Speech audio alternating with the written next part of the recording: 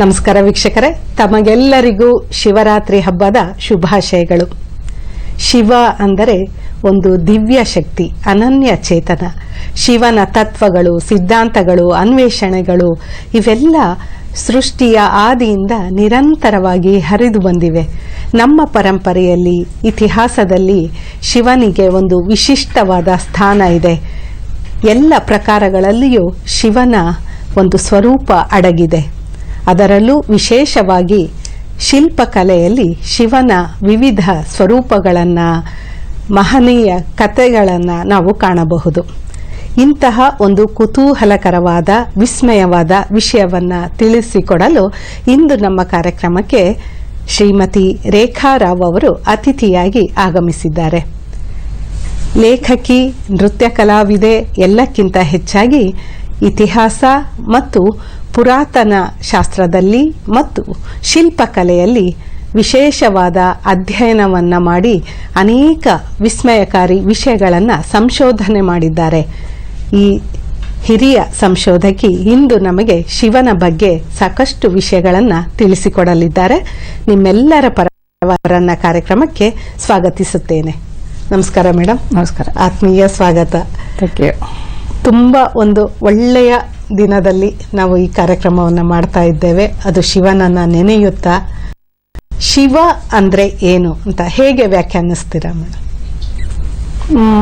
ಶಿವ ಅಂದರೆ ಒಂದು ಶುಭಕಾರಕ ಚಿಹ್ನೆ, ಒಂದು ಆಸ್ಪಿಷಿಯಸ್ ಸಿಂಬಲ್, ಒಂದು ಸ್ವಯಂಭೂ ಚೈತನ್ಯ. ಈ ಚೈತನ್ಯಕ್ಕೆ ಅನೇಕ ನಾಮ, ರೂಪ, ಕಾರ್ಯವ್ಯಾಪ್ತಿ ಎಲ್ಲ ಕೊಟ್ಟು ಸಾಕಾರ, ನಿರಾಕಾರ ರೂಪ, ರುದ್ರ ರೂಪ, ಸೌಮ್ಯ ರೂಪ ಎಲ್ಲ ಕೊಟ್ಟು ಅನೇಕ ದೇವಸ್ಥಾನಗಳ ನಿರ್ಮಾಣ ಮಾಡಿದ್ದಾರೆ. ಈ ಶಿವನ ವರ್ಣನೆ ಸಾಧಾರಣ 3500 ವರ್ಷದ ಹಿಂದೆ, ಅಂದರೆ ವೇದಗಳ ಕಾಲದಿಂದಲೇ ನಾವು ಶಿವನ ಒಂದು ಸಾಹಿತ್ಯಿಕ ಆಧಾರ ಅಲ್ಲಿಂದಲೇ ನೋಡ್ಕೊಂಡ್ ಬರ್ಬೋದು ನಾವು. ಅಂದ್ರೆ ನೀವು ಸಾಕಷ್ಟು ಸಂಶೋಧನೆ ಮಾಡಿದ್ದೀರಾ ಶಿಲ್ಪಕಲೆಗಳ ಬಗ್ಗೆ, ಎಲ್ಲ ಪ್ರಪಂಚದ ನಾನಾ ಕಡೆ ಸುತ್ತಿ.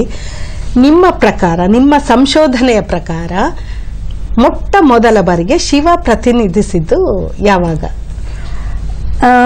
ಅದೇ ಋಗ್ವೇದ, ಯಜುರ್ವೇದ, ಅಥರ್ವಣ ವೇದ, ನಂತರದ ಉಪನಿಷತ್ ಕಾಲ, ಇದರಲ್ಲೆಲ್ಲದ್ರಲ್ಲೂ ಸಾಹಿತ್ಯಿಕ ಆಧಾರ ಶಿವಂದು ಹೇರಳವಾಗಿದೆ ನಮಗೆ. ಇದು ಅಂದ್ರೆ ಇದೇನಂದ್ರೆ ಒಂದು ಕಾಲದಿಂದ ಒಂದು ವೇದದಿಂದ ಒಂದು ವೇದಕ್ಕೆ, ಋಗ್ವೇದದಲ್ಲಿ ಬೇರೆ ತರ, ಯಜುರ್ವೇದದಲ್ಲಿ ಬೇರೆ ತರ, ಅಥರ್ವಣ ವೇದದಲ್ಲಿ ಬೇರೆ ತರ, ಉಪನಿಷತ್ ಕಾಲದಲ್ಲಿ, ಅದಾದ ನಂತರ ನಾಟ್ಯಶಾಸ್ತ್ರ ರಚನೆ ಆದ್ಮೇಲೆ ಸಂಪೂರ್ಣವಾಗಿ ಬೇರೆ ರೂಪ. ಈ ತರ ವಿವಿಧ ಭಿನ್ನ ಭಿನ್ನ ರೂಪಗಳಿವೆ ಶಿವನಿಗೆ.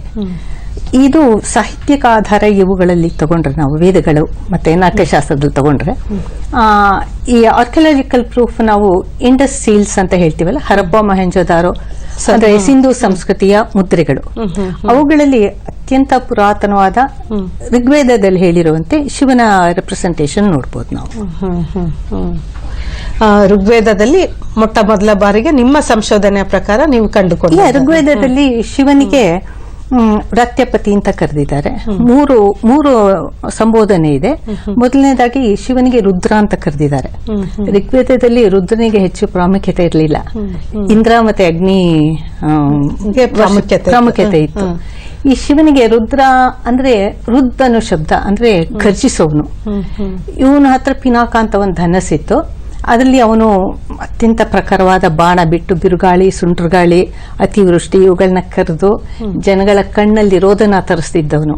ಆ ರುದ್ರ ರೂಪ ಶಿವ.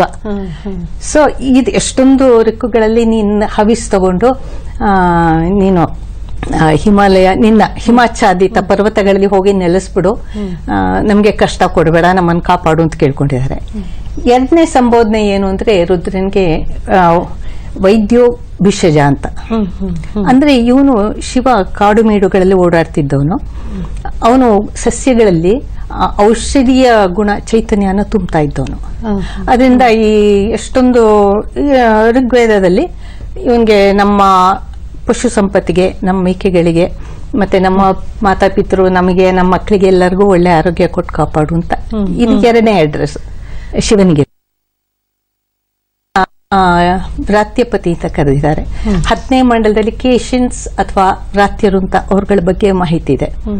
ಈ ವ್ರಾತ್ಯರು ಯಾರು ಅಂದ್ರೆ ಇವರು ವಾತರಸನೀಯ ಅನ್ನೋ ಋಷಿ ಮೂಲದವರು. ಅವರು ಒಂಥರ ಎಸೆಟಿಕ್ಸ್ ಋಷಿ ಮೂಲದವರೇನೆ. ಅಂದ್ರೆ ಅವರು ಇಂದ್ರನ ಪೂಜೆ ಮಾಡ್ತಾ ಇರ್ಲಿಲ್ಲ, ವಾಯು ಪಂಚಭೂತಗಳ ಆರಾಧಕರು. ವಾಯುನ್ ಹೆಚ್ಚಾಗಿ ಅವರು ಆರಾಧಿಸ್ತಾ ಇದ್ರು. ಅವ್ರಗಳಿಗೆ ಅಧಿಪತಿ ರುದ್ರ. ಹಾಗಾಗಿ ವ್ರಾತ್ಯಪತಿ. ವ್ರಾತ್ಯರು ಒಂದು ಕುಲದವರು, ವ್ರಾತ್ಯಪತಿ ಅಧಿಪತಿ ವ್ರಾತ್ಯಪತಿಯಾಗಿ ರುದ್ರನ ಕರ್ತಿದ್ದಾರೆ. ಸರಿ, ಹಾಗಾಗಿ ಯಜುರ್ವೇದದ ಈ ಒಂದು ರೂಪ ವ್ರತಪತಿಯನ್ನ ನಾವು ಕಾಣಬಹುದು. ಹಾಗೆ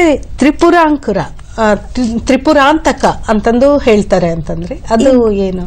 ಈಗ ವ್ರಾತ್ಯಪತಿ ಅಂದ್ರೆ ಈಗ ವ್ರಾತ್ಯಪತಿ ಅಂದ್ರೆ ಈ ಕುಲದವನ್ಗೆ ಅದಲ್ಲೇನೆ ಯಜುರ್ವೇದ ಕಾಲದಲ್ಲಿ ಶತರುದ್ರಿಯ ರಚನೆ ಆಯ್ತಲ್ಲ, ಶತರುದ್ರಿಯಾದಲ್ಲಿ ಈ ರುದ್ರನ ಸಂಪೂರ್ಣ ಐಡೆಂಟಿಫಿಕೇಶನ್ ಮಾರ್ಕ್ಸ್ ಅಂದ್ರೆ ಐಕನೋಗ್ರಫಿಕ್ ಮಾರ್ಕ್ಸ್ ಅಂದ್ರೆ ಅವನ್ ಹೆಂಗಿರ್ಬೇಕು, ಅವನ ನಾಮಗಳೇನು, ಅವನ ಕಾರ್ಯವ್ಯಾಪ್ತಿ ಏನು, ಅದ್ರ ಬಗ್ಗೆ ಸಂಪೂರ್ಣ ಮಾಹಿತಿ ಯಜುರ್ವೇದದಲ್ಲಿ ಋಗ್ವೇದಕ್ಕಿಂತ ಪ್ರಾಮುಖ್ಯತೆ ಬಂತು. ರುದ್ರನಿಗೆ ಸ್ವಲ್ಪ ಉತ್ತಮ ಆಗಿದೆ. ಸೊ ಇದರಲ್ಲಿ ಋಗ್ವೇದದಲ್ಲಿ ಹೇಳ್ದಂಗೆ ವ್ರಾತ್ಯಪತಿದು ಅವನ ಡ್ರೆಸ್ ಕೋಡ್ ಹೆಂಗೆ ಅಂದ್ರೆ ಕಪರ್ದಿನ್ ಅಂದ್ರೆ ಹಾವಿನಂತ ಉದ್ದ ಜೊತೆ ಉಳ್ಳವನು. ಉಷ್ಣೀಶಿ ಅಂದ್ರೆ ಅದನ್ನ ತಲೆ ಮೇಲೆ ಒಂದು ಪೇಟ ಧರಿಸ್ತಾ ಇದ್ದವನು, ಒಂದು ಉದ್ದನೆ ಟರ್ಬನ್ ತರ ಹಾಕೊಳ್ತಾ ಇದ್ದ ಶಿವ. ಆಮೇಲೆ ಇವನು ಶೂಲಿನ್ ಅಂದ್ರೆ ಒಂದು ತ್ರಿಶೂಲ ಅಥವಾ ಒಂದು ಲ್ಯಾನ್ಸ್, ಅದನ್ನ ಕೈಲಿ ಹಿಡ್ಕೊಂಡು ಓಡಾಡ್ತಾ ಇದ್ದವನು, ಕಾಡು ಮೇಡುಗಳಲ್ಲಿ ಚಲಿಸ್ತಾ ಇದ್ದವನು. ಇವನು ಬೇಟೆಗಾರನು, ಪ್ರಖ್ಯಾತ ಬೇಟೆಗಾರ ಶಿವ. ಆಮೇಲೆ ಇವನು ಬಬ್ರುವರ್ಣೀಯ ಅಂದ್ರೆ ಇವನು ಡೀಪ್ ಬ್ರೌನ್ ಕಲರ್ ಇರೋನು. ಇದು ಹೆಂಗೆ ತೋರಿಸ್ತಾರೆ ಅಂದ್ರೆ ಈಗ ರುದ್ರನಿಗೆ ಹುಲಿಯ ಚರ್ಮದ ಉಡುಗೆ ಬೊಬ್ರುವರ್ಣ ಅಂದ್ರೆ ಅದು ಡೀಪ್ ಬ್ರೌನ್ ಕಲರ್ದು, ಅದರದ್ದೇ ಉಡುಗೆ ತೊಡ್ತಾ ಇದ್ದವನು. ಗಿರೀಶ ಪಿನಾಕಿ ಅಂದ್ರೆ ಪಿನಾಕ ಇಟ್ಕೊಂಡವನು. ಆಮೇಲೆ ಶನಿಭ್ಯಶ್ಚ ಅಂದ್ರೆ ನಾಯಿ ಸಾಕ್ತಾ ಇದ್ದವನು. ಇದೆಲ್ಲ ವರ್ಣೆ ಶತರುದ್ರಿಯಾದಲ್ಲಿದೆ. ಇವಾಗ ನಾವು ಚಿತ್ರ 1 ನೋಡ್ಬೋದು.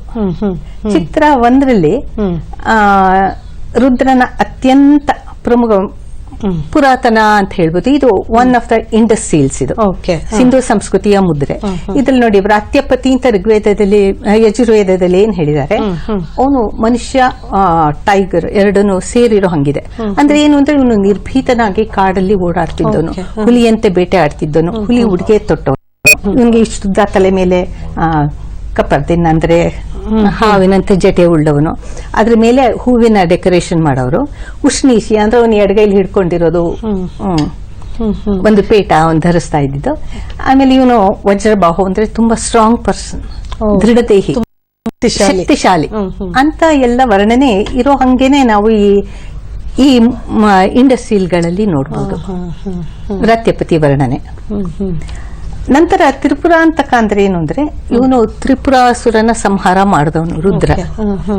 ಇದರದ್ದು ಕೂಡ ಒಂದು ರುದ್ರನ ಅತಿ ಪುರಾತನ ರೂಪ ಅಂತ ಹೇಳ್ಬೋದು. ಇದು ಈ ಒಂದು ಚಿತ್ರ 2ರಲ್ಲಿ ನೋಡ್ಬೋದು ನಾವು. ಇದರಲ್ಲಿ ತ್ರಿಪುರಾಂತಕ ಅಂದ್ರೆ ಏನು, ಒಂದು ಕಾಲದಲ್ಲಿ ಈ ರಾಕ್ಷಸ ತ್ರಿಪುರ ಅಸುರರು ತುಂಬಾ ಪ್ರಬಲರಾಗಿ ಭೂಮಿ ಎಲ್ಲಾನು 3 ಲೋಕಗಳನ್ನು ಆಕ್ಯುಪೈ ಮಾಡ್ಕೊಂಡ್ಬಿಟ್ಟಿರ್ತಾರೆ. ಸ್ವರ್ಗದಲ್ಲಿ ಅವರು ಸಿಟಾಡೆಲ್ ಅಂದ್ರೆ ಅರಮನೆಗಳನ್ನ ಕಟ್ಕೊಂಡು ವಾಸ ಆಗಿರ್ತಾರೆ. ಸೊ ದೇವತೆಗಳಿಗೆ ಏನು ಶಕ್ತಿಹೀನರಾಗ್ಬಿಟ್ಟಿರ್ತಾರೆ. ಅವರು ಯುದ್ಧ ಮಾಡಕ್ಕೆ ನಿರ್ಧರಿಸ್ತಾರೆ. ಅಂದ್ರೆ 3 ಲೋಕ ದಾಟುವಂತ ಬಿಲ್ಲು ಬಿಡೋನ್ ಯಾರು ಅಂತ ಶಕ್ತಿಶಾಲಿ ಯಾರು, ಅವಾಗ ಅವರು ರುದ್ರನ್ ಚೂಸ್ ಮಾಡ್ಕೋತಾರೆ. ರುದ್ರನ್ಗೆ ಏನು ಅಂದ್ರೆ ಅವನು ಪಿನಾಕ ಧನಸ್ಸು, ಪಿನಾಕ ಅಥವಾ ಜಡ್ರೋದ ಅಂದ್ರೆ ಅದು ಬಹಳ ಪ್ರಬಲವಾದ ಬಿಲ್ಲು, 2 ಕಡೆನು ಸ್ಟ್ರಿಂಗ್ಲೆಸ್ ಬೋ ಅಂತ, ಅದು 2 ಕಡೆನು ಪ್ರಬಲವಾಗಿರೋದು. ಅವನ ಬಾಣದಲ್ಲಿ ಏನಂದ್ರೆ ವಿಷ್ಣು ಆ ಬಾಣದ ಶಾಫ್ಟ್ ಆಗಿ ಬರ್ತಾನೆ, ಅಂದ್ರೆ ಕಡ್ಡಿಯಾಗಿ. ಅದೇನು ಅಂದ್ರೆ ವಿಷ್ಣು ಮಾತ್ರ 3 ಲೋಕ ದಾಟೋ, ಅತ್ಯಂತ ಶೀಘ್ರವಾಗಿ ದಾಟೋ ಕೆಪಾಸಿಟಿ ಇದ್ದವನು. ಆ ಬಾಣದ ತಲೆ ಅಗ್ನಿ ಆಗ್ತಾನೆ, ಯಾಕಂದ್ರೆ ಅಗ್ನಿ ಮಾತ್ರ ಮೇಲ್ಮುಖವಾಗಿ ಹೋಗೋನು. ಆ ಬಾಣದ ತುದಿಯಲ್ಲಿ ಸರಸ್ವತಿ ಬಂದು ನಿಲ್ಲಿಸ್ತಾಳೆ. ಸರಸ್ವತಿ ಏನು ಅಂದ್ರೆ ಮಂತ್ರಪೂರಿತವಾದ ಈ ಬಾಣನ ಪಿನಾಕದಿಂದ ರುದ್ರ ಬಿಟ್ಟಾಗ ಅದು 3 ಲೋಕ ದಾಟಿ ಅಲ್ಲಿ ಸ್ವರ್ಗದಲ್ಲಿ ಅರಮನೆಯಲ್ಲಿ ವಾಸವಾಗಿದ್ದ ಈ ಅಸುರರ್ನೆಲ್ಲ ಓಡಿ ಹೋದ್ರು. ಈ ಓಡ್ ಹೋಗಿದ್ದಾರೆ ಅನ್ನೋದನ್ನೇ ಈ ಒಂದು ಹಂದಿ ಓಡ್ ಹೋಗ್ತಿರೋ ತರ ತೋರಿಸಿದ್ದಾರೆ ಈ ಚಿತ್ರದಲ್ಲಿ ನಾವು ನೋಡ್ಬೋದು. ಈ ಕಡೆ ಇರೋದು ಬಾಣ ಬಿಡ್ತಾ ಇರೋನು ರುದ್ರ, ಅವನ್ ತಲೆ ಮೇಲೂ ಒಂದು ಉಷ್ಣಿ ಶಪೇಟ ಇದೆ, ಅವನ್ ಹಿಡಿದು ಎಳಿತಾ ಇರೋದು ಪಿನಾಕ. ಅದೇ ಇವನು ಶನಿಬ್ಯಸ ಅಂದ್ರೆ ರುದ್ರನ ಹತ್ರ ಯಾವಾಗ್ಲೂ ಒಂದು ನಾಯಿ ಅನುಚರ, ಅದು ನಂತರದ ರೆಪ್ರೆಸೆಂಟೇಷನ್ ಅಲ್ಲೂ ರುದ್ರಂಗ ಒಂದು ನಾಯಿ ಇದ್ದೇ ಇರುತ್ತೆ. ಅದನ್ನು ಈ ಚಿತ್ರದಲ್ಲೇ ನಾವು ನೋಡ್ಬೋದು. ಆಮೇಲೆ ಇಲ್ಲಿ ಇರೋದು ಆ ಬಾಣದ ಸ್ವರೂಪ ಹೇಗೆ, ಅದೇ ಒಂದು ಟ್ರಯಾಂಗ್ಯುಲರ್ ಅಗ್ನಿಮಂಡಲ. ಅದು ಈ ಬಾಣದಿಂದ ಅವನು ತ್ರಿಪುರಾಸುರನ ಸಂಹಾರ ಮಾಡ್ದ ಅಂತ, ಅದಕ್ಕೆ ಅವನು ತ್ರಿಪುರಾಂತಕ ಅಂತ ಹೆಸರು ಬಂತು. ಇದರ ಸಾಕ್ಷ್ಯ ಇಂಡಸ್ ಪೀರಿಯಡ್ ನಲ್ಲೇ ಇದೆ, ಇಂಡಸ್ ಸೀಲ್ ನಲ್ಲೇ ಇದೆ. ಅತ್ಯಂತ ಪುರಾತನ ರುದ್ರನ್ ಚಿತ್ರಣ ಇದು. ಎಕ್ಸಾಕ್ಟ್ ಆಗಿ ಶತರುದ್ರಿಯಲ್ಲಿ ಹೆಂಗೆ ಎಕನೋಗ್ರಫಿ ಕೊಟ್ಟಿದ್ದಾರೆ ಹಾಗೆ ಇದೆ. ಆಗಿನಿಂದಲೂ ದುಷ್ಟ ಸಂಹಾರ ಮಾಡ್ತಾ ಒಳ್ಳೆಯ ಶಿಷ್ಟ ಸಂರಕ್ಷಣೆ ಮಾಡ್ತಾ ಇದ್ದಂತಹ ಶಿವ ಅಂತ. ಹೌದು. ನಂತರ ಅಥರ್ವ ವೇದದಲ್ಲಿ ಹೇಗೆ ಕಾಣಿಸ್ಕೊಂಡ ಶಿವ? ಅಥರ್ವ ವೇದದಲ್ಲಿ ರುದ್ರನಿಗೆ ತುಂಬಾನೇ ಭಿನ್ನ ರೂಪ ಬಂತು. ಅವನಿಗೆ ಪ್ರಾಮುಖ್ಯತೆನೂ ತುಂಬಾ ಜಾಸ್ತಿ ಆಯ್ತು. ಇಂದ್ರ ಮತ್ತೆ ಅಗ್ನಿಗೆ ಸ್ವಲ್ಪ ಪ್ರಾಮುಖ್ಯತೆ ಕಡಿಮೆ ಆಗಿ ರುದ್ರ ಪ್ರಾಬಲ್ಯ ತೋರಿಸಿದ್ದಾರೆ. ಅಂದ್ರೆ ಅಗ್ನಿ ಮತ್ತೆ ರುದ್ರ ಋಗ್ಯಜುರ್ವೇದದಲ್ಲಿ ತುಂಬಾ ಪ್ರಾಬಲ್ಯತೆ ಇದಲ್ಲ, ಅವರು ಸಮಸಮ ಆಗಿದ್ದಾರೆ. ತ್ವಮಗ್ನೇ ರುದ್ರೆ ಅಂತ ಒಟ್ಟಿಗೆ ಹವಿಸ್ ಅರ್ಪಣೆ ಮಾಡ್ತಾ ಇದ್ರು. ರುದ್ರ ಅಗ್ನಿ ಈ ಸ್ವರೂಪನ ಮತ್ತೊಂದು ಇಂಡಸ್ಟ್ರಿಯಲ್ ಚಿತ್ರ 3 ನೋಡ್ಬೋದು ನಾವು. ಇದ್ರಲ್ಲಿ ಏನು ಅಂದ್ರೆ ದೊಡ್ಡ ದೊಡ್ಡ ಯಾಗಗಳು, ಸೋಮಯಾಗ, ಮಹಾವ್ರತ, ಇವುಗಳಿಗೆ ಮುಂಚೆ ಪ್ರವರ್ಗ್ಯ ಅಂತ ಒಂದ್ ಮಾಡೋರು. ಆ ಪ್ರವರ್ಗ್ಯ ರಿಚುವಲ್ ನಲ್ಲಿ ಅಗ್ನಿನ ಚಿಮ್ಸೋರು. ಅಗ್ನಿ ಆವಾಹನೆ ಮಾಡಿದ್ರೆ ಅದು ಆಕಾಶ ತನಕ ಮೇಲಕ್ಕೆ ಎತ್ತಿರೋ ಹಂಗೆ. ಅದ್ರಲ್ಲಿ ಏನ್ ನೋಡೋರು ಈ ಚಿತ್ರದಲ್ಲಿ ಈ ಚಿತ್ರದಲ್ಲಿ ನೋಡಿ, ಅಲ್ಲಿ ಬೆಂಕಿ ಇದ್ದಂಗಿದೆಯಲ್ಲ, ಅದು ಪ್ರವರ್ಗ್ಯದ ರಿಚುವಲ್ ನಲ್ಲಿ ಅಗ್ನಿ ಆವಾಹನೆ ಮಾಡೋದು. ಅವನು ಆಕಾಶದ ತನಕ ಹೋಗಿರೋ ಒಂದು ಜ್ವಾಲಾಲಿಂಗ. ಆ ಜ್ವಾಲಾಲಿಂಗ ನೋಡಿದಾಗ ಅವ್ರಿಗೆ ರುದ್ರ ಅಗ್ನಿ ಒಂದು ಸಮ್ಮಿಳನ ಸ್ವರೂಪ, ಅದು ಸಂಗಮ ಆಗೋದು. ಅಗ್ನಿ ಮತ್ತು ರುದ್ರ ಇದಕ್ಕೆ ಜ್ವಾಲಾಲಿಂಗ ಅಥವಾ ಫೈರ್ ಪಿಲ್ಲರ್. ಇದನ್ನ ಯಾತಿಕ್ ಮಾಡೋರು ಅಂದ್ರೆ ಇದು ಜ್ಞಾನಲಿಂಗ ಅಂತ. ಇದು ನಮ್ಮ ವ್ರತ ಮಾಡಕ್ಕೆ, ನಮ್ಮ ಪ್ಯೂರಿಫಿಕೇಶನ್ ತರ, ನಮ್ಮ ಮನಸ್ಸು ಇದೆಲ್ಲ ಜ್ಞಾನವಂತರಾಗಿ ಯಜ್ಞ ಮಾಡಬೇಕು ಅಂತ. ಸೊ ಈ ಫೈರ್ ಪಿಲ್ಲರ್ ನಲ್ಲಿ ಹೊರಗಡೆ ನೋಡಿ, ಅತ್ಯಂತ ಆಕಾಶ ತನಕ ಎದ್ದಿರೋ ಬೆಂಕಿನಲ್ಲಿ ಅಗ್ನಿಯ ಬಾಣಗಳು ಜೊತೆ ರುದ್ರನ ಅವನ ಬಾಣಗಳು ಸೇರಿ ಒಂದು ಪ್ರಭಾಮಂಡಲ ತರ ಇದೆ. ಈ ಚಿತ್ರದಲ್ಲಿರೋದು ಹಾಗೇನಾ? ಅದು ಈ ಚಿತ್ರದಲ್ಲಿ ಬಂದಿರೋದು ನಂತರದ, ಇದು ಸುಮ್ನೆ ಒಂದು ಪಿಕ್ಚರ್ ಕಾನ್ಸೆಪ್ಟ್ ಅಷ್ಟೇ. ಆಕಾಶದಲ್ಲಿ ಜ್ವಾಲಾಲಿಂಗ, ಅಗ್ನಿಸ್ತಂಭ ಅಂದ್ರೆ ಏನು ಅನ್ನೋದು ಒಂದು ಪಿಕ್ಚರ್ ಅಷ್ಟೇ, ಕಾನ್ಸೆಪ್ಟ್ ಪಿಕ್ಚರ್. ಆಮೇಲೆ ಈ ಇಂಡಸ್ಟ್ರಿಯಲ್ ನಲ್ಲಿ ಚಿತ್ರ 3 ಮಧ್ಯದಲ್ಲಿ ಚಿತ್ರ 3 ಇದ್ರಲ್ಲಿ ನೋಡಿ, ಮಧ್ಯದಲ್ಲಿ ರುದ್ರ, ಅವನು ದೇಹದಾಢ್ಯ ಉಳ್ಳವನು. ರುದ್ರನ ಶತರುದ್ರಿಯಾದಲ್ಲಿ ಏನಿದೆ ಎಕ್ಸಾಕ್ಟ್ ಆಗಿ ಹಾಗೆ. ಲಿಂಗದ ಅತ್ಯಂತ ಪುರಾತನ ಚಿತ್ರ ಅಂತ ಹೇಳ್ಬೋದು ಇದನ್ನ. ರುದ್ರಾಗ್ನಿ, ಜ್ವಾಲಾಲಿಂಗದ ಸ್ವರೂಪ ಇದು. ಹಂಗೇನೆ ಜ್ವಾಲಾಲಿಂಗ ಅಂದ್ರೆ ಇದು ಜ್ಞಾನಲಿಂಗ, ಆಕ್ಸಸ್ ಮುಂಡಿ ಅಂತ ಹೇಳ್ತೀವಿ. ಇದು ಅಕ್ಷಗರ್ಭ ಸೂತ್ರ ಅಂತಲೇ ಹೇಳ್ತಾರೆ.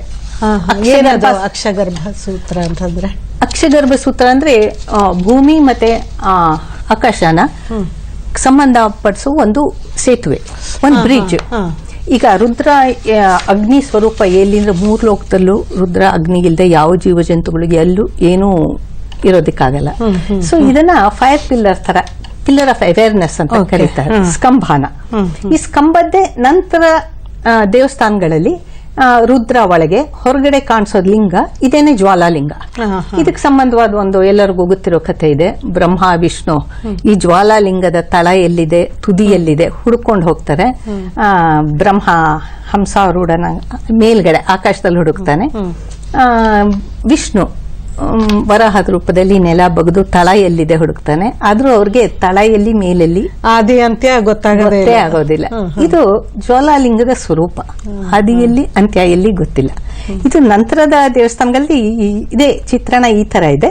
ಇಂಡಸ್ಟ್ರಿಯಲ್ ನಲ್ಲಿ ಇನ್ ಸ್ವಲ್ಪ ಪ್ರಿಮಿಟಿವ್ ಆ ತರ ಲಿಂಗದ ಮಧ್ಯ ರುದ್ರ ನಿಂತಿರೋ ಹಂಗೆ ತೋರಿಸಿದ್ದಾರೆ. ಹಾಗೆ ಪಂಚಮುಖಿ ಶಿವ ಇದು ಸಹ ತುಂಬಾ ವಿಶಿಷ್ಟ. ಈ ಒಂದು ಪಂಚಮುಖಿ ಶಿವನ ಬಗ್ಗೆ ಏನು ಹೇಳ್ತೀರಾ? ಈ ರುದ್ರನ ಸ್ವರೂಪ ಇದೆಯಲ್ಲ, ಇದು ಭಯಂಕರ ರೂಪ, ಸೌಮ್ಯ ರೂಪ ಅಲ್ಲ ಅವನು. ಯಾಕೆಂದ್ರೆ ಎಲ್ಲಾದ್ರಲ್ಲೂ ನಿರ್ಮೂಲ ಸಮಾಡ ಮಾಡೋದು.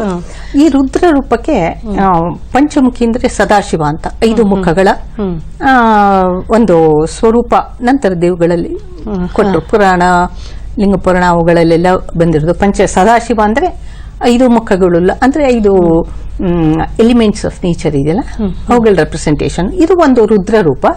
ಇನ್ನೊಂದು ಭೈರವ ರೂಪ, ಅದನ್ನು ರುದ್ರ ರೂಪಾನೆ. ಇದರಲ್ಲೆಲ್ಲ ಏನಂದ್ರೆ ತುಂಬಾ ಭಯಂಕರವಾಗಿ ಕ್ರೋಧೋನ್ಮತ್ತನ ಕಾಣಿಸ್ತಾನೆ ಅವನು. ಈ ಭೈರವನಲ್ಲಿ ಒಂದು ನಾಯಿ ಯಾವಾಗ್ಲೂ ಇರುತ್ತೆ. ಆ ನಾಯಿ ಚಿತ್ರಣ ನಾವು ಇಂಡಸ್ಸೀಲ್ ನಲ್ಲೂ ನೋಡ್ಬೋದು. ಆ ಪಕ್ಕದಲ್ಲಿ ನೋಡಿ ಅವನ ರುದ್ರನ್ ಕೆಳಗೆ ನಾಯಿ ಓಡ್ತಾ ಇರೋದು. ಸೊ ಇದರಿಂದ ನಮ್ಗೆ ಏನ್ ಅನ್ಸುತ್ತೆ ಅಂದ್ರೆ ಈ ಚಿತ್ರಣ ಇಂಡಸ್ಟ್ರಿಲ್ ಏನಿದೆ ಅದು ಅತ್ಯಂತ ಪುರಾತನ ಚಿತ್ರ, ರುದ್ರನ ಚಿತ್ರಣ ಹೇಳ್ಬೋದು.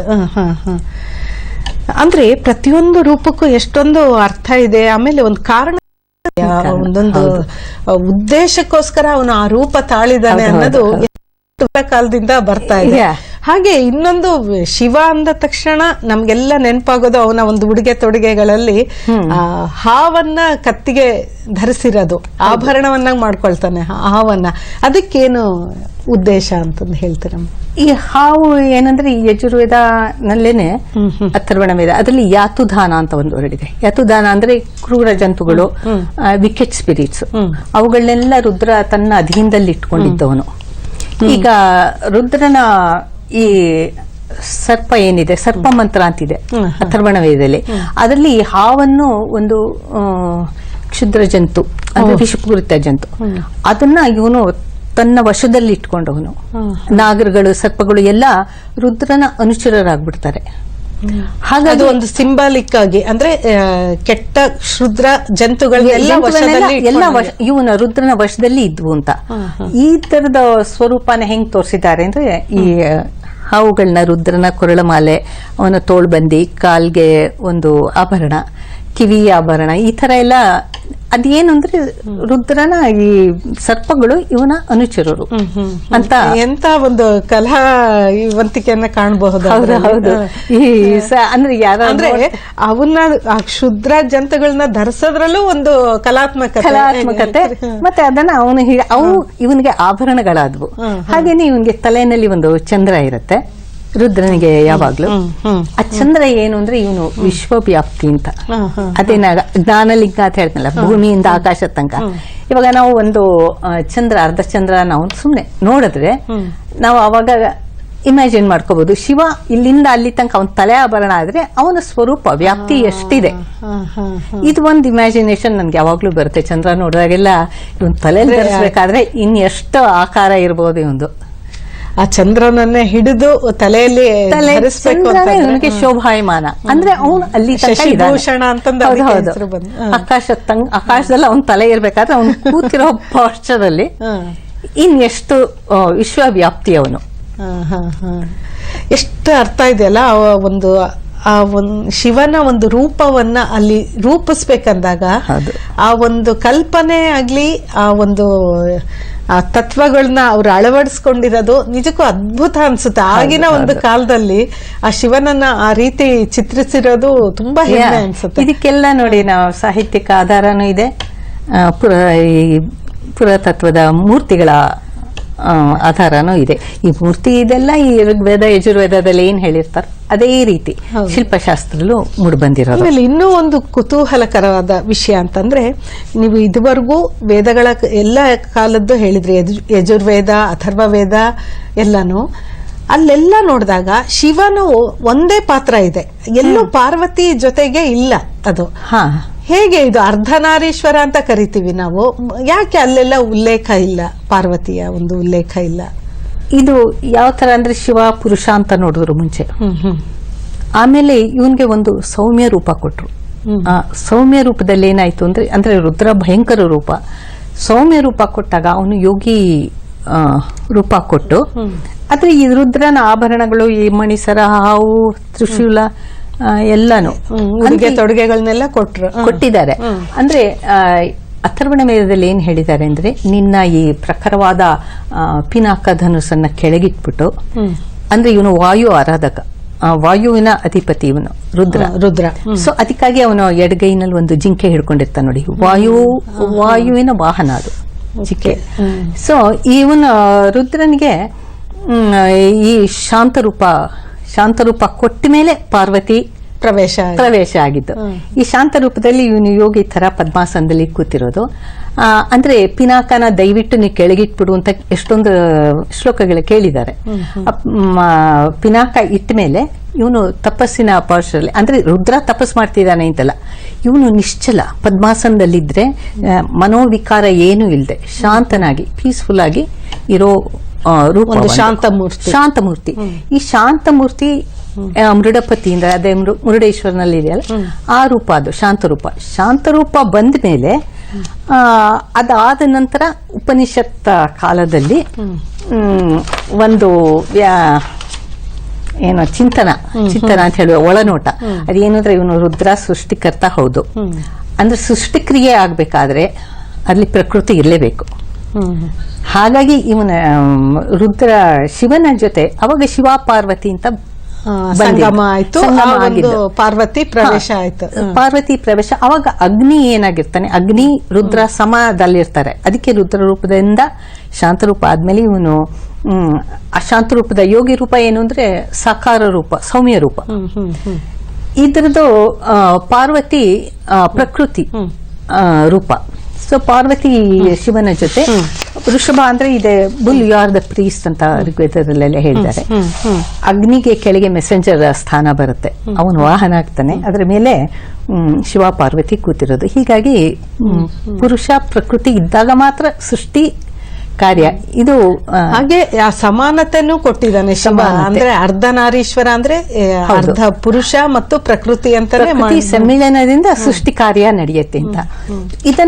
ಇದರದ ನಿರಾಕಾರ ರೂಪ. ಈಗ ಶಿವ ಪಾರ್ವತಿ ನಾವು ಚಿತ್ರ 7 ನೋಡ್ತೀವಲ್ಲ, ಶಿವ ಪಾರ್ವತಿ ವೃಷಭರೂಢರಾಗಿರೋದು.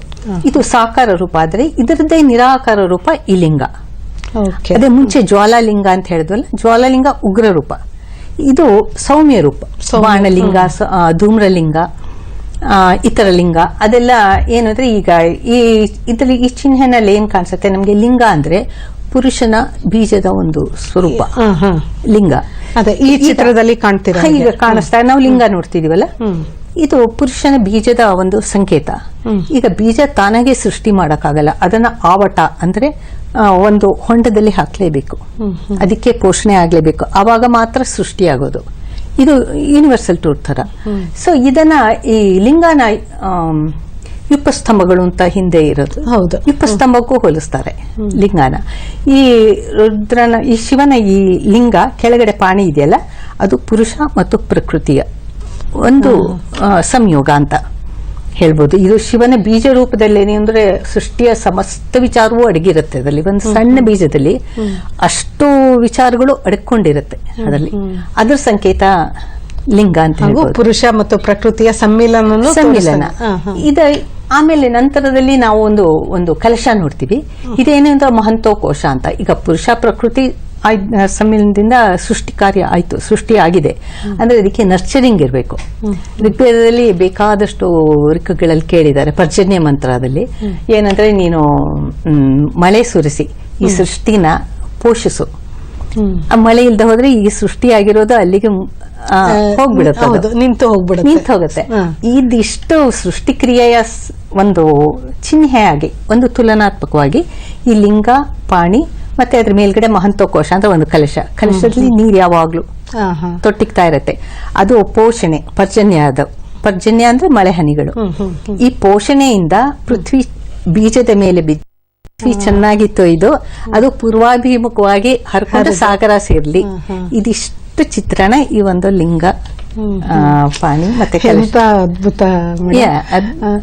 ಹಾಗೆ ಆ ಪಾರ್ವತಿ ಅಷ್ಟೇ ಮಹತ್ವ. ಶಿವ ಅಂದ ಕೂಡಲೇ ನಮ್ಗೆಲ್ಲ ಇನ್ನೊಂದು ಕಲ್ಪನೆ ಏನ್ ಬರುತ್ತೆ ಅಂದ್ರೆ ನಂದಿಯ ಒಂದು ಚಿತ್ರಣನು ಕಣ್ಮುಂದೆ ಬರುತ್ತೆ. ಹೌದು. ಆ ನಂದಿಯ ಜೊತೆ ಬಾಂಧವ್ಯ ಹೇಗಿದೆ? ನಂದಿ ಅಂದ್ರೆ ಬುಲ್, ವೃಷಭ ಅಂತ. ಅದೇ ಈಗ ಒಂದು ಸಮಸ್ಥಾನ ಇತ್ತಲ್ಲ ಯಜುರ್ವೇದದಲ್ಲಿ, ಅಲ್ಲಿ ಅಥರ್ವಣ ವೇದದಲ್ಲಿ ಸಮಸ್ಥಾನದಿಂದ ಅಗ್ನಿಗೆ ಪ್ರಾಬಲ್ಯ ಕಡಿಮೆ ಆಗ್ತಾ ಬಂದ್ಬಿಡುತ್ತೆ ನಂತರ ದಿನಗಳಲ್ಲಿ. ರುದ್ರ ಪ್ರಬಲ ಆದಾಗಿ ಪಾರ್ವತಿ ಪ್ರಕೃತಿ ಪುರುಷ ಇದಾದ ಸಮಾಗಮ ಒಟ್ಟಿಗೆ ಚಿತ್ರಣ ಶಿವ ಪಾರ್ವತಿ ತೋರಿಸಿದಾಗ ವೃಷಭನಿಗೆ ಅವನು ಬುಲ್ಲಾಗಿ ಅಂದ್ರೆ ಶಿವನ ಮೆಸೆಂಜರ್ ತರ. ಆಮೇಲೆ ಶಕ್ತಿ ರುದ್ರ ಏನು ಅಂದ್ರೆ ಅಗ್ನಿ ಸಂಕೇತನ. ವೃಷಭ ಅಂದ್ರೆ ಅಗ್ನಿ ಸ್ವರೂಪ. ಇವನು ಅಗ್ನಿಯಿಂದಾನೇ ಎಲ್ಲ ಹವಿಸ್ಸೆಲ್ಲ ಮೇಲ್ಲೋಕಕ್ಕೆ ಹೋಗೋದು. ಅವನು ಹೀಸ್ ದ ಸೆಲೆಸ್ಟಿಯಲ್ ಪ್ರೀಸ್ಟ್ ಅಂತ. ಅದಕ್ಕಾಗಿ ಅವನು ಶಿವನ ಮೆಸೆಂಜರ್ ತರ. ಅಂದ್ರೆ ಅವನ ಶಿವಾಲಯದಲ್ಲಿ ಮುಂದೆ ಒಂದು ನಂದಿ ಕೂರಿಸಿರ್ತಾರೆ. ಅದಕ್ಕೆ ನಂದಿ ಪ್ರೀಸ್ಟ್ ನಂದಿ ಪ್ರಾರ್ಥನೆ ಮಾಡಿದ್ರೆ ಅವನು ನಮ್ಮ ತಲುಪುತ್ತೆ. ಈ ಚಿತ್ರಣ ಈಗ ನಾವು ಲಿಂಗ ಎಲ್ಲ ನಂದಿಯಲ್ಲಿ ಕಾಣಬಹುದು. ಆಮೇಲೆ ಈ ಶಿವ ಶಾಂತಮೂರ್ತಿ ಆಗ್ತಾನೆ. ಮೊದಲು ರುದ್ರ ರೂಪಿ ಇರ್ತಾನೆ, ಆಮೇಲೆ ಶಾಂತಮೂರ್ತಿ ಆಗ್ತಾನೆ. ಹಾಗೆ ಪಾರ್ವತಿನೂ ಅವನ ಜೀವನದಲ್ಲಿ ಪ್ರವೇಶಿಸ್ತಾಳೆ. ಮತ್ತೆ ಈ ಸೃಷ್ಟಿ ಮುಂದುವರಿತಾ ಹೋಗುತ್ತೆ. ಆ ಯೋಗಿ ರೂಪಿ ಶಿವ ನಟರಾಜ ಆಗಿದ್ದ ಹೇಗೆ ಅದು? ಇದು ಏನಂದ್ರೆ ಈ ಪುರಾಣ ಕಾಲ ಮತ್ತೆ ಉಪನಿಷತ್ ಕಾಲ ಎಲ್ಲ ಆದ್ಮೇಲೆ ನಾಟ್ಯಶಾಸ್ತ್ರದ ರಚನೆ ಆಯ್ತು. ನಾಟ್ಯಶಾಸ್ತ್ರ ಭರತ ಮುನಿಯ ನಾಟ್ಯಶಾಸ್ತ್ರ. ಆ ನಾಟ್ಯಶಾಸ್ತ್ರದಲ್ಲಿ ಎಷ್ಟು ಅದರ ವ್ಯಾಖ್ಯಾನಗಳು ಎಷ್ಟು ಪ್ರಬಲವಾದ ಸಾಹಿತ್ಯ ಆಯ್ತು ಅದು ಅಂದ್ರೆ ಎಲ್ಲ ನಂತರದ ಡೈನಾಸ್ಟಿಸ್ ನಾಟ್ಯಶಾಸ್ತ್ರ ರಚನೆ ಆದ್ಮೇಲೆ ನಂತರ ಕಾಲದಲ್ಲಿ ಎಲ್ಲ ರಾಜರು, ಸ್ಥಪತಿಗಳು, ಶಿಲ್ಪಿಗಳು ಮತ್ತೆ ನೃತ್ಯಗಾರ್ತಿಯರು ಎಲ್ಲರಿಗೂ ನಾಟ್ಯಶಾಸ್ತ್ರದ ಸಂಪೂರ್ಣ ಜ್ಞಾನ ಇರುತ್ತೆ. ಈಗ ಅದಕ್ಕಾಗಿ ನಾವು ಮೆಡಿವಲ್ ಟೆಂಪಲ್ಸ್ ಮಧ್ಯಕಾಲೀನ ದೇವಸ್ಥಾನಗಳಲ್ಲಿ ನೋಡಿ ಎಲ್ಲಾ ದೇವ್ರ ಮೂರ್ತಿಗಳು ನೃತ್ಯ ಮಾಡ್ತಿರೋ ಹಂಗೆ ಇರುತ್ತೆ.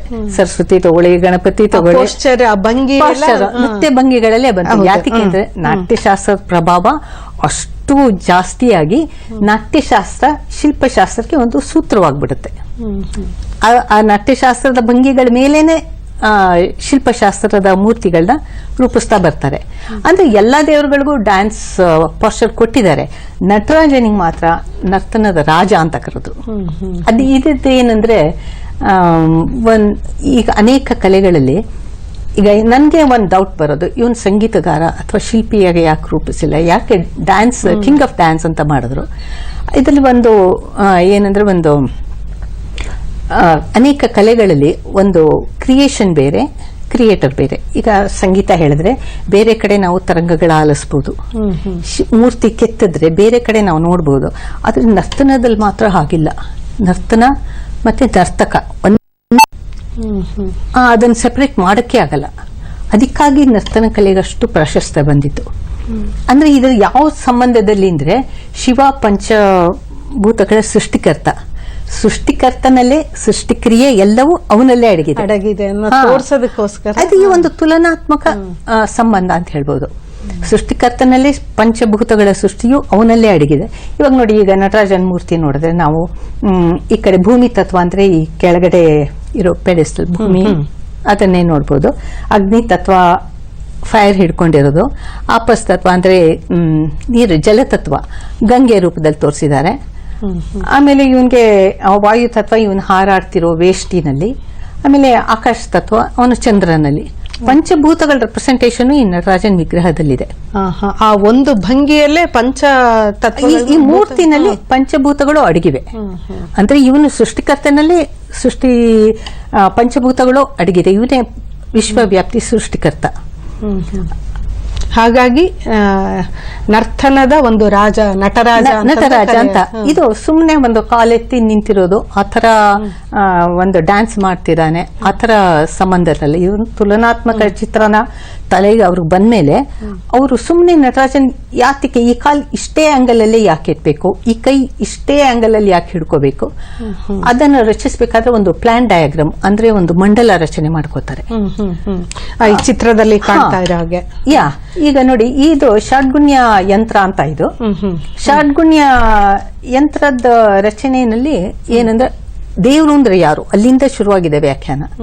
ದೇವ್ರು ಅಂದ್ರೆ ಯಾರು, ಯಾರಿಗೆ 6 ಮೇಜರ್ ಪ್ರಬಲವಾದ ಗುಣಗಳಿದೆ. ಅದ್ಯಾವ್ಯಾವುದು ಅಂದ್ರೆ ಜ್ಞಾನ, ತೇಜಸ್, ಐಶ್ವರ್ಯ, ಬಲ, ಶಕ್ತಿ, ವೀರ್ಯ. ಈ 6 ಗುಣಗಳು ಯಾರಲ್ಲಿದೆಯೋ ಅವರು ದೇವ. ಅದಿಲ್ಲದೆ ಇರೋರು ಮನುಷ್ಯರಿಗೆಲ್ಲ ಒಂದೊಂದಿದ್ರೆ ಒಂದಿರಲ್ಲ, ಹೆಚ್ಚು ಕಡಿಮೆ ಇರುತ್ತೆ. ಈ 6 ಶಾರ್ಟ್ ಗುಟಿನ್ಗಳು 100ಕ್ಕೆ 100 ಭಾಗ ಯಾರಲ್ಲಿ ಇರುತ್ತೆ ಅವರು ದೇವರು, ಅವರು ದೇವರು. ಇದಕ್ಕೆ ಪ್ಲಾನ್ ಡಯಾಗ್ರಾಮ್ ಹೆಂಗ್ ಮಾಡೋದು ಅಂದ್ರೆ ಒಂದು star of David, upward triangle, ಕೆಳಗಿಂದ ಒಂದು ತ್ರಿಭುಜ, ಈ ಇಂಟರ್ಲೇಸಿಂಗ್ ಟ್ರಯಾಂಗಲ್ಸ್ ತಗೊಂಡು ಸ್ಟಾರ್ ಆಫ್ ಡೇವಿಡ್ ರೂಪ ಕೊಟ್ಟು ಈ ಪ್ರತಿ ಒಂದು ಮೂಲೆನಲ್ಲೂ 6 ಮೂಲೆಗಳಲ್ಲಿ ಹೌದು 6 ಗುಣಗಳನ್ನ ನಿರೂಪಿಸಿದ್ದಾರೆ. ಅಂದ್ರೆ ಮೇಲ್ಗಡೆ ಜ್ಞಾನವಂತ ಅಂದ್ರೆ ತುಂಬಾ ಅಬ್ಸ್ಟ್ರಾಕ್ಟ್ ಕಾನ್ಸೆಪ್ಟ್ ಅದು. ಜ್ಞಾನ